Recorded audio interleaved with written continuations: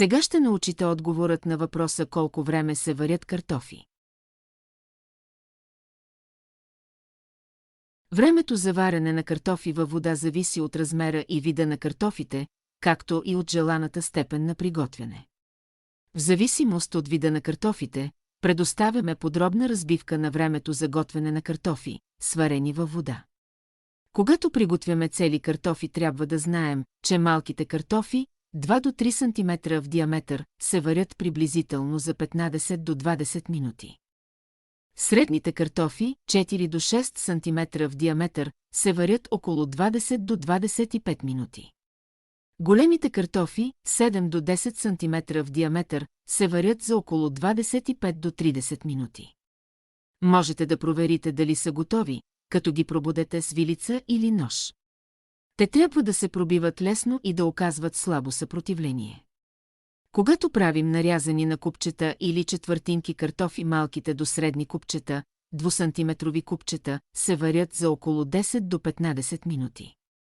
По големите купчета, 4-сантиметрови купчета, се варят приблизително за 15 до 20 минути. Ще разберете дали са готови, като пробудете няколко купчета с вилица. Те трябва да са крехки и лесно да се разчупват. Тънко нарязаните картофи се варят за около 8 до 12 минути, в зависимост от дебелината на резените. По-дебелите резени се варят около 12 до 15 минути. Готовността се проверява по сходен начин, с вилица. Картофите трябва да са меки и да се разпадат при пробуждането. Важно е да се отбележи, че предоставените времена за готвене са приблизителни и могат да варират в зависимост от фактори като вида и възрастта на картофите и личните предпочитания за текстура. Започнете да проверявате готовността няколко минути преди посоченото време и продължете да готвите, докато картофите достигнат желаното ниво на мекота.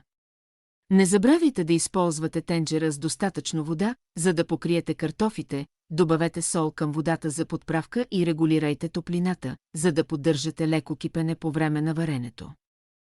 Прекалено високата температура може да направи картофите на каша, така че е важно да ги наблюдавате внимателно и да ги сваляте от котлуна, след като умекнат. Предимствата от варенето на картофи са много, като ще споделим само част от тях. На първо място те запазват хранителните си вещества.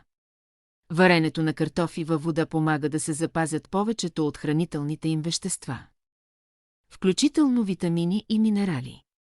Докато някои хранителни вещества могат да се просмукват във водата при готвене, варенето обикновено се счита за щадящ метод, който запазва хранителната стойност на продуктите. На второ място те лесно се приготвят.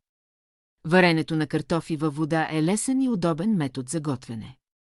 Изисква минимална подготовка и оборудване, което го прави достъпно за хора с ограничен готварски опит.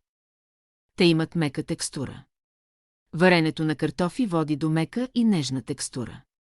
Това ги прави подходящи за пасиране, натрошаване или нарязване на купчета за различни кулинарни приложения. Те са достатъчно хидратиран продукт. Варенето на картофи във вода добавя влага към картофите, което ги прави подходящ избор за хидратираща храна. Това може да бъде особено полезно за хора, които се борят да консумират достатъчно течности през деня. Друг бонус е, че течността, останала от варенето на картофите, може да се използва повторно в други рецепти. Може да се използва като скъстител в супи, сосове или при приготвяне на хляб, добавяйки вкус и текстура. Като цяло готвенето на картофи във вода е прост и практичен метод, който запазва хранителното съдържание, осигурява гъвкавост в приложенията за готвене и прави картофите меки и лесно смилаеми при консумация. В случай, че сме ви били полезни и сме ви помогнали, моля подкрепете ни като споделите този видеоклип с приятели. Ще сме много благодарни, ако се абонирате за нашия канал Разумен живот, като обещаваме, че ще продължим редовно да споделяме информация как да улесните своя живот. Благодарим ви за подкрепата. Желаем ви успех!